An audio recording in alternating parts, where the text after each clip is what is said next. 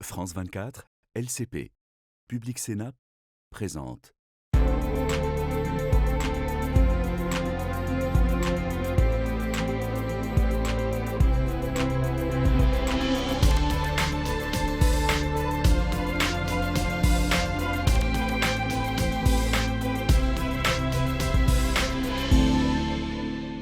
Bonjour à tous, bienvenue dans Ici l'Europe, cette semaine qui a été riche en réunions de haut niveau à Bruxelles. À l'issue du premier sommet de l'Union européenne avec les États du Golfe mercredi 16 octobre et d'un Conseil européen réunissant les 27 le lendemain, beaucoup de déclarations mais peu de décisions concrètes et décisives à l'issue de cette séquence. Il a été question du Proche-Orient, de l'Ukraine, des migrations entre autres. Alors pour faire un tour d'horizon de cette actualité mondiale vue depuis l'Union européenne, nous avons le plaisir d'être en compagnie de son chef de la diplomatie, l'Espagnol Josep Borrell, haut représentant pour les affaires étrangères et la sécurité. Bonjour Monsieur Borrell. Bonjour. Je rappelle quand même que vous êtes un ancien ministre des Affaires étrangères en Espagne du gouvernement socialiste de Pedro Sánchez, ancien président du Parlement européen aussi. C'était d'ailleurs votre dernier conseil puisque vous quittez vos fonctions en décembre. Et puis au sommet de jeudi, on a appris la mort de Yahya Sinwar, le chef du Hamas. Je voudrais une première réaction déjà sur ce sujet. C'est une occasion pour finir la guerre.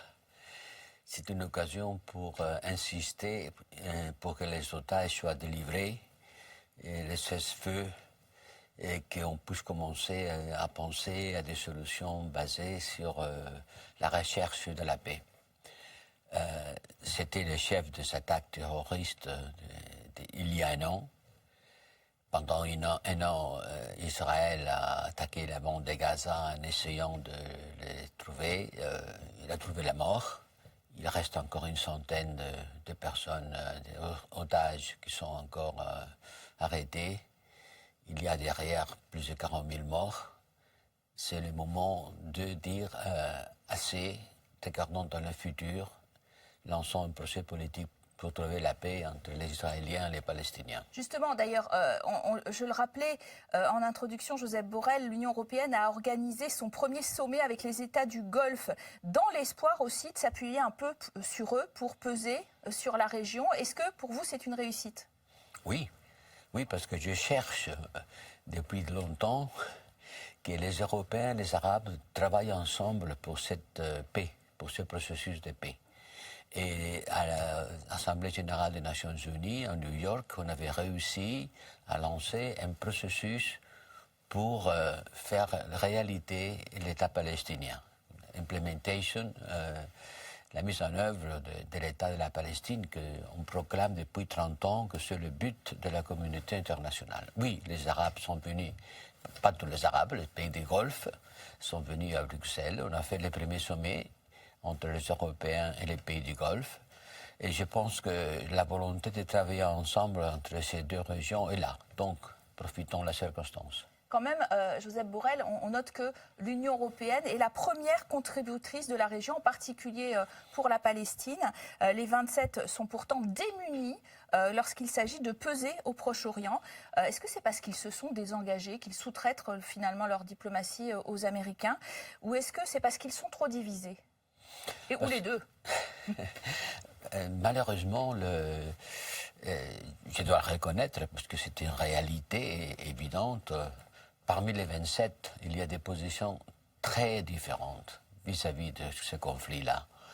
Expliquez-les-nous peut-être. Il y a des pays comme l'Irlande, l'Espagne, la Belgique, qui sont très demandeurs d'un appui à l'État palestinien, qui ont même reconnu cet État avant même qu'il existe, qui mettent en question qu'on doive continuer à fournir des armes à Israël.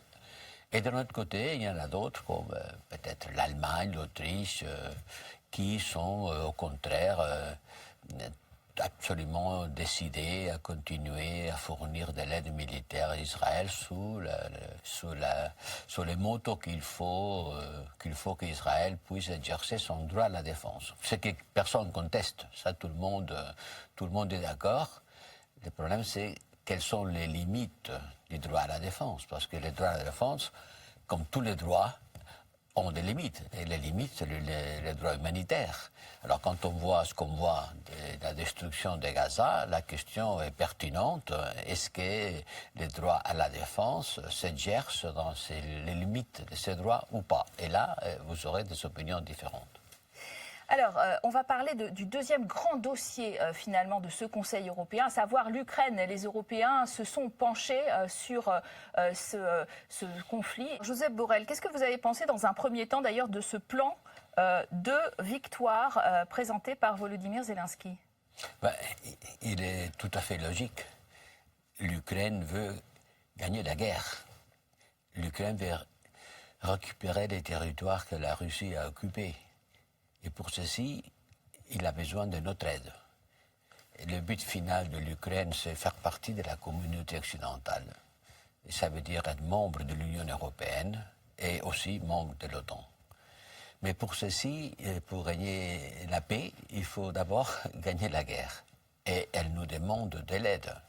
Elle nous demande une aide accrue, qui arrive plus vite. Et il y a des choses dont nous, pour l'instant, on n'a pas été capable de fournir, ou même il y a des États qui ne veulent pas fournir, comme des armes de longue portée. Zelensky demande même la capacité nucléaire. Tout ça, c'est évidemment à étudier, mais pour l'instant... Vous êtes pour les armes de longue portée, par exemple? Le nucléaire, je préfère le mettre à côté. D'abord, c'est pas... Et la longue portée? Là aussi, il y a des points de vue différents parmi les États membres. Il y en a qui sont tout à fait décidés à dire qu'il faut pas seulement arrêter les flèches, mais aller chercher celui qui a les arcs, et d'autres qui ont peur de l'escalade. Mais en tout cas, c'est vrai que l'Ukraine ne pourra pas avoir la victoire sans l'aide occidentale, des États-Unis et de l'Europe. Mais alors, cette aide, elle se fait d'autant plus attendre qu'il y a toujours le même empêcheur de tourner en rond, j'ai envie de vous dire, Viktor Orban, en Hongrie, qui met son veto sur un soutien militaire renforcé de 6,6 milliards d'euros pour ce qui est de la facilité de paiement pour acheter des armes à l'Ukraine, qui met son veto aussi sur le versement total de 35 milliards d'euros promis par les Européens au G7 pour l'Ukraine. Qu'est-ce qu'on peut faire face à finalement un veto qui est difficile à contourner? Vous aviez proposé d'ailleurs des solutions. J'ai proposé des solutions. On est en train de les chercher. J'ai encore l'espoir qu'on pourra trouver une solution. Mais c'est vrai que voilà, l'Hongrie, et pas seulement l'Hongrie, on pourrait dire aussi peut-être d'autres pays, qui sont beaucoup plus sceptiques sur la possibilité de l'Ukraine de continuer à mener la guerre. Qu'ils demandent la paix tout de suite. Mais la paix, quelle paix tout de suite? Tout le monde veut la paix, et celui qui le veut le plus, c'est les Ukrainiens. S'il y a quelqu'un qui veut arrêter de voir son pays détruit et ses hommes morts, c'est l'Ukraine. Mais quelle sorte de paix? La paix on ne peut pas confondre la paix avec la rendition. Et c'est là la question que nous sommes en train de débattre. Et j'ai encore la tâche de trouver des solutions pour que l'Hongrie ne bloque pas les versements de quantités importantes pour l'aide militaire à l'Ukraine. Et je pense que, comme je vous dis, qu'on va y arriver au prochain Conseil. Alors, Viktor Orban a dit que, donc, au sommet de la communauté politique européenne, 2 jours après l'élection américaine, il allait sabrer le champagne en cas de victoire de Trump. Viktor Orban, qui était un peu sur tous les fronts à l'occasion de sa présidence tournante du Conseil de l'Union européenne, qui s'est rendu, on le sait, à Kiev, puis à Moscou, puis en Chine. Est-ce qu'il essaye de vous faire de l'ombre, finalement? Il a décidé d'être grand diplomate en chef?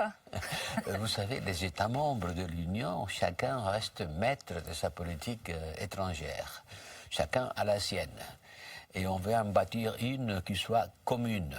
Commune, mais pas unique. Et la preuve qu'elle n'est pas unique, c'est que le pays qui a la présidence rotatoire du Conseil, pas du Conseil européen, de l'autre Conseil, fait un peu chevalier seul en défendant ce point de vue, en allant à Moscou, en Chine, en essayant d'expliquer comment l'Hongrie voit ça.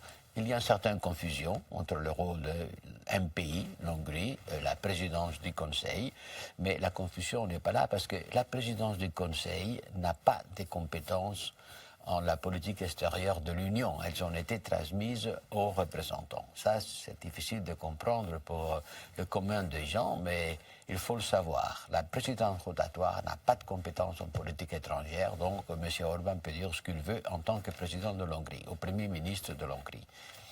Alors justement, on parlait de cette élection américaine du 5 novembre qui va peser sur le dossier ukrainien, c'est certain. Est-ce qu'il y a des visions très différentes pour vous de ce conflit entre une Kamala Harris et un Donald Trump, et sur quel point? Oui, il y a des différences sans doute. Écoutez, Donald Trump a dit qu'il serait capable d'arrêter cette guerre en quelques jours, en une semaine. Oui.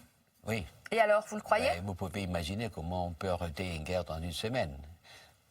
Et Kamala Harris n'a pas dit des choses pareilles. Elle est beaucoup plus réaliste, beaucoup plus, je pense, du côté de continuer l'aide à l'Ukraine. Parce que l'aide à l'Ukraine, on ne la fait pas parce qu'on est généreux, on est des bons copains avec l'Ukraine. On aide à l'Ukraine parce qu'on pense que l'Ukraine, quand elle se défend, elle défend aussi l'Europe, elle défend aussi la sécurité européenne. Imaginez-vous quels seraient les résultats si l'Ukraine devait se rendre. Vous auriez un gouvernement poupée à Kiev, exactement comme il a déjà en Biélorussie. Vous aurez l'armée russe à la frontière polonaise. Vous auriez la société ukrainienne sous les cracks. Et vous auriez la Russie en train de contrôler le marché mondial du blé et d'autres situations géopolitiques que du point de vue de nos valeurs et nos intérêts, nous devrions essayer d'éviter. C'est aussi dans notre intérêt d'aider l'Ukraine. Ce n'est pas seulement un acte de générosité. On a senti quand même que le ton était en train de changer sur un autre chapitre lors de ce sommet européen, sur les migrations, où même la présidente Ursula von der Leyen propose des hubs de retour pour les migrants illégaux vers les pays tiers. Vous avez beaucoup insisté pendant votre mandat sur le nécessaire dialogue équilibré avec l'Afrique. Est-ce que c'est intéressant ou fructueux quand on leur parle que de migration? Parce qu'on leur parle que de migration.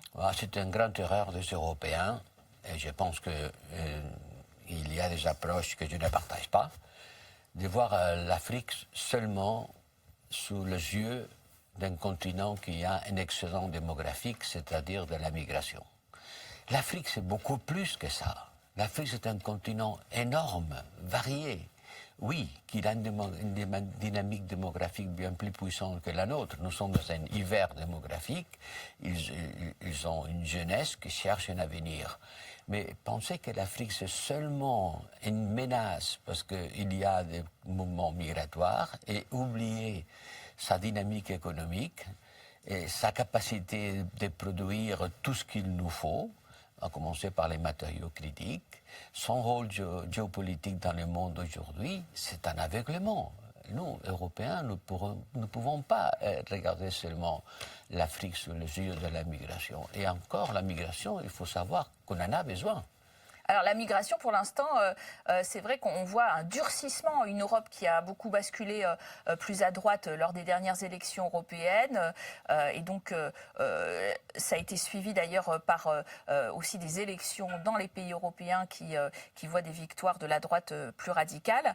Est-ce que finalement cette question migratoire, cette stigmatisation des migrants, cette idée de sous-traiter à l'extérieur toute notre question de droit d'asile, c'est la bonne direction selon vous? Moi, je ne partage pas cette approche.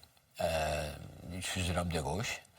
Et oui, l'Europe bouscule à droite, a bousculé à droite, pas autant qu'on avait pensé au début, mais c'est vrai que la dynamique politique vis-à-vis des problèmes migratoires, aujourd'hui, a une dominante des valeurs jusqu'à maintenant représentées par la droite. Et attendez un moment, à part ça, je ne veux pas dire que la migration irrégulière ne soit pas un problème. Bien sûr, c'est un problème. Bien sûr, il faut protéger nos frontières. Bien sûr, il faut faire de sorte que les migrants arrivent d'une façon ordonnée, qui ne mettent pas sa vie en péril et qui ne créent des problèmes d'intégration. Bien sûr, tout ça, c'est tout à fait vrai. Mais, comme disait le Premier ministre espagnol, il faut chercher une approche un peu plus équilibrée. la dynamique de la peur ne peut pas dicter la politique migratoire. Parce qu'il faut savoir que dans beaucoup de pays européens, sans un certain nombre de migrants, d'apport de jeunesse, de capacité de travail, nos sociétés ne marcheraient pas. Josep Borrell, chef de la diplomatie européenne, 5 ans de mandat, vous le terminez dans quel état d'esprit? Quelles sont vos réussites et vos regrets? Je pense que l'Europe a besoin de s'intégrer plus, qu'on a encore trop de réflexes nationaux, qu'on ne se rend pas encore assez compte que dans le monde d'aujourd'hui, dans le monde des géants, un monde difficile où la force est redevenue comme le grand argument, les Européens, chacun de son côté, sont trop petits. Il faut absolument qu'on fasse une politique beaucoup plus européenne, beaucoup plus intégrée. Et je trouve que les réflexes nationaux sont encore beaucoup trop forts. C'est Kaja Kallas d'ailleurs qui vous succède, une Estonienne très ferme sur les conflits à l'Est, qui la passionne forcément puisque son pays est voisin de la Russie, mais peut-être moins intéressée par le Sud global?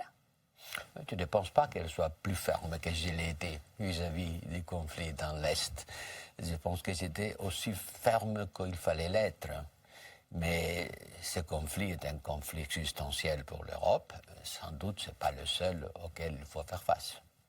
Vous avez des regrets du côté du Sud global, par exemple de l'Amérique latine? Est-ce qu'on a dénoncé un peu vite des traités comme le Mercosur, mais pas tellement favorisé nos rapports avec l'Amérique latine?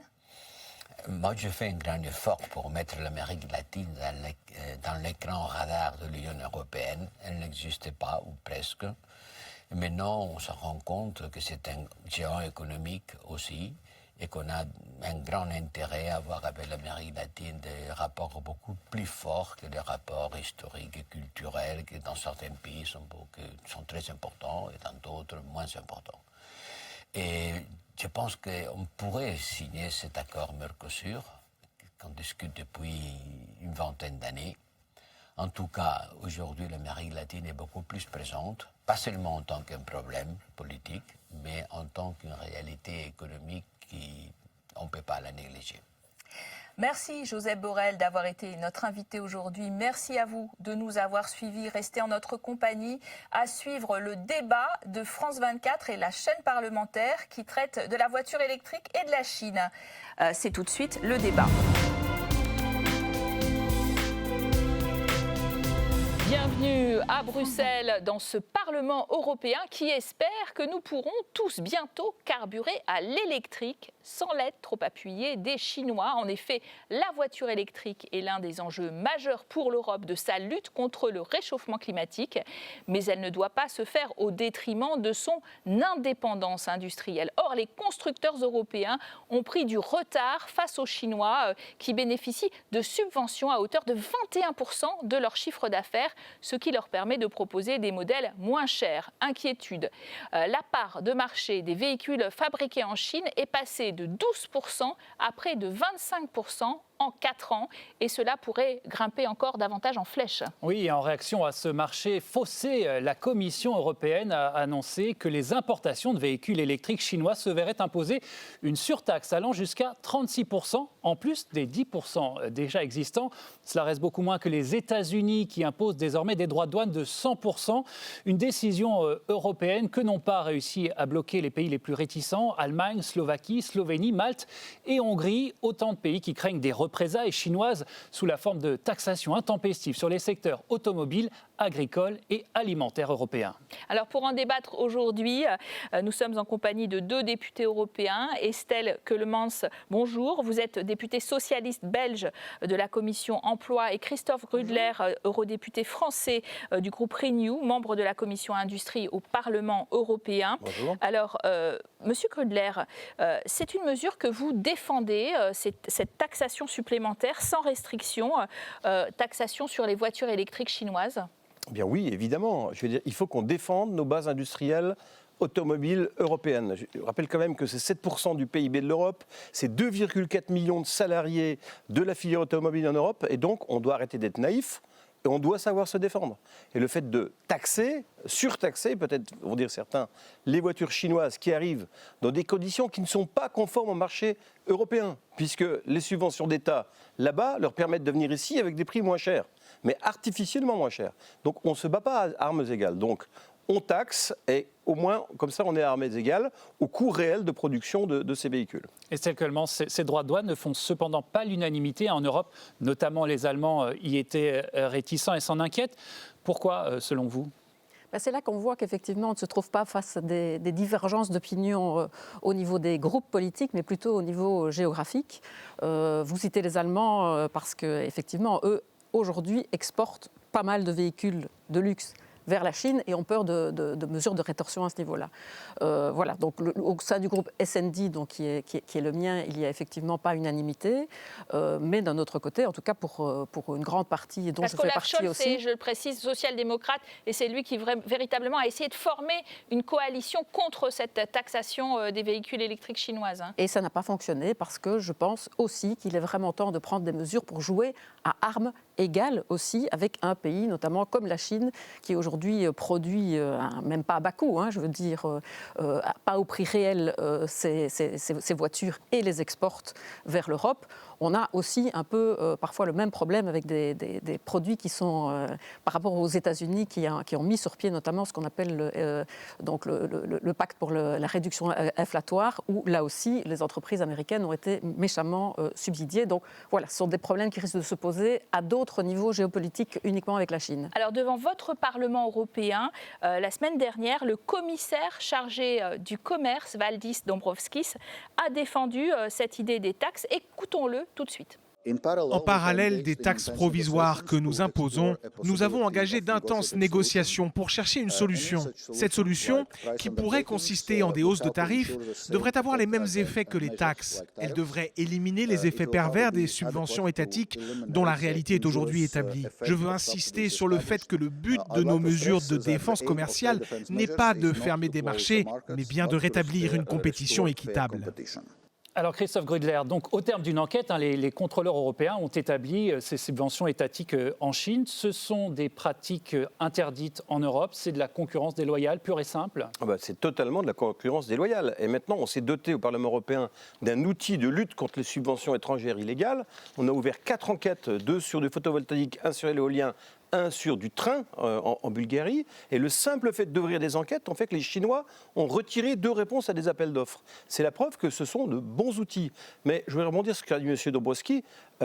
Clairement, on exige, nous, au groupe Renew, que le Parlement européen reçoive une réponse de la Commission qui s'engage dans les 100 jours à avoir une stratégie automobile européenne pour donner une vraie visibilité, qu'on sache où on aille sur le long terme, mais pas seulement ponctuellement surtaxer les voitures chinoises. Oui, parce que parallèlement, il faut bien le noter quand même, des négociations ont été engagées depuis 2 mois avec ces Chinois pour éviter cette fameuse guerre commerciale et pour essayer point à point de faire des tarifs douaniers avec leur accord. Est-ce que vous y croyez à ces négociations ?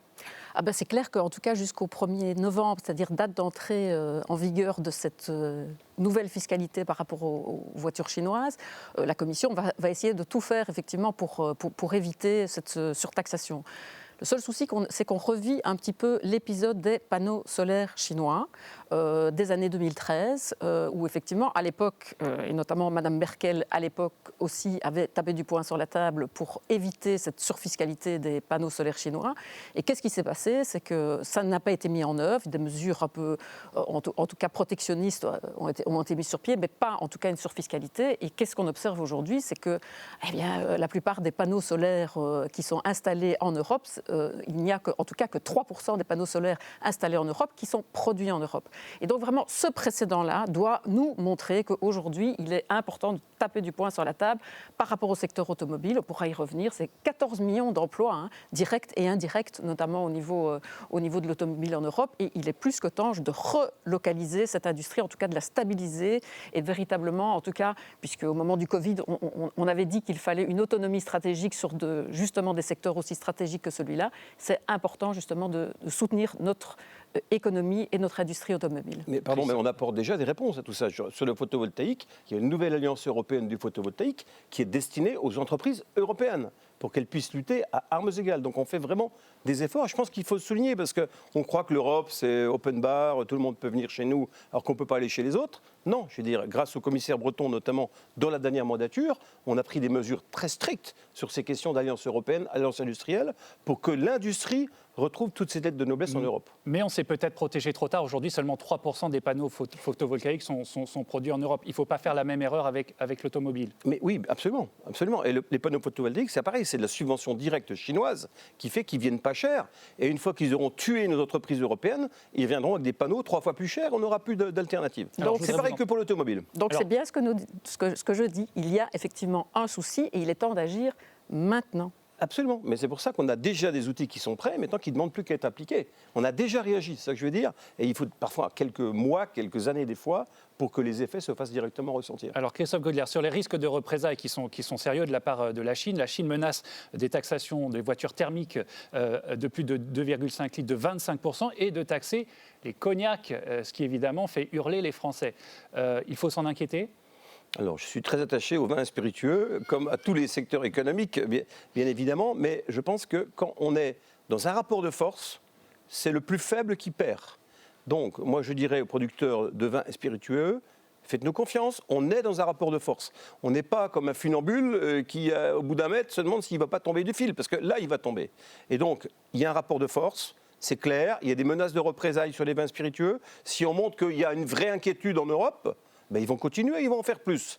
Donc au contraire de tout cela, il faut continuer. Les Chinois, ils sont riches, ils ont une croissance économique parce qu'ils commercent avec l'Europe, qui est le premier marché au monde. Si il faut des rétorsions sur le cognac, il y aura d'autres sanctions, il y aura d'autres taxes qui seront prises sur d'autres domaines, et à la fin du jeu, ils vont perdre. Donc ce rapport de force, il faut le gagner.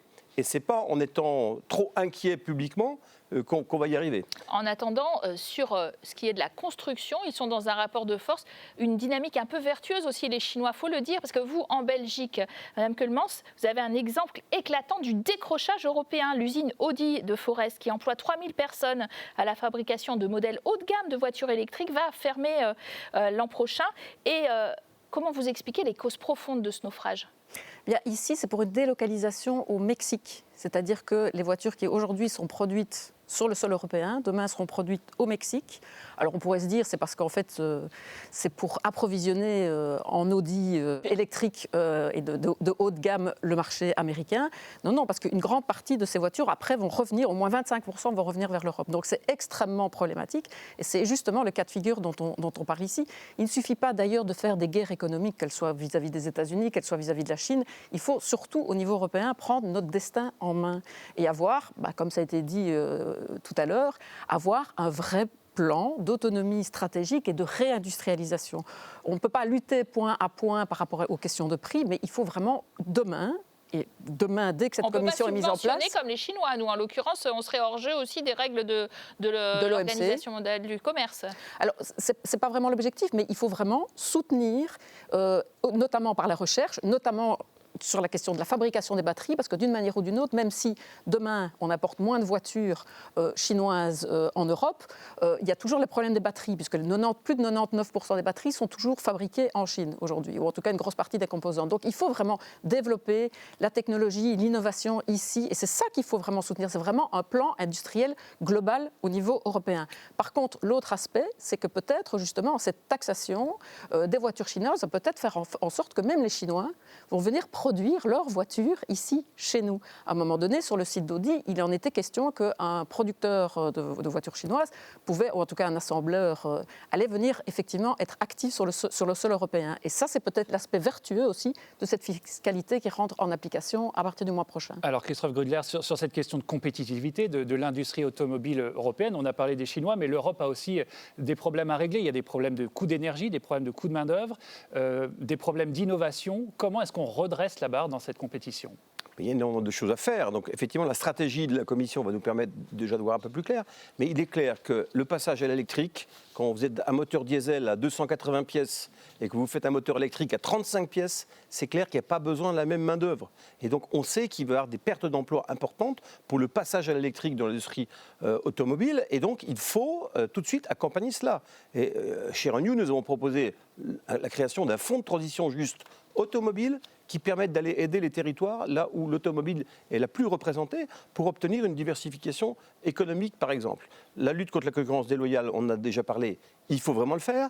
Et je pense que le mécanisme d'inclusion carbone aux frontières doit aussi permettre d'empêcher que des véhicules viennent du Mexique en Europe. S'ils ont une empreinte carbone qui est négative, ça ne s'applique pas encore aux automobiles, en fait, en l'occurrence. Madame Keulemans. Alors, il y a un fonds de transition qui existe aujourd'hui pour accompagner effectivement les transitions, enfin d'abord la transition climatique, mais il faudrait le faire aussi avec l'automatisation et la transition numérique. Surtout parce que là aussi, c'est secteur géographique. Voilà. C'est territorialisé. Il existe, mais il n'a pas suffisamment de moyens. C'est très très clair pour permettre justement cette transition et l'accompagnement de cette transition, l'anticipation aussi de cette transition. Parce que ce qu'il faut faire aussi, c'est éviter d'avoir des fermetures, mais les anticiper et faire en sorte que les travailleurs et les travailleuses, notamment, soient formés et accompagnés justement ces transitions de manière progressive et anticipative. Mais le fonds, il existe, il ne doit pas être réservé à un secteur en particulier. Il faut le faire par rapport à l'ensemble des secteurs qui, d'une manière ou d'une autre, vont être en tout cas impactés par ces transitions. Les constructeurs européens estiment qu'ils sont les principaux impactés. Ils tirent la sonnette d'alarme et remettent en cause l'idée que dès l'an prochain, il y aurait des amendes pour ceux qui ne vendent pas assez, enfin qui ont un mauvais bilan carbone, d'un certain point de vue, ne vendent pas un quart de leur production en voitures électriques. La plupart sont à peine à 10%. Est-ce qu'il faut reporter cet objectif 2025 ? Il est trop ambitieux et est-ce qu'il faut annuler les amendes ? Alors, sur les amendes, moi, je préfère toujours ce qu'on a dit, la carotte au bâton.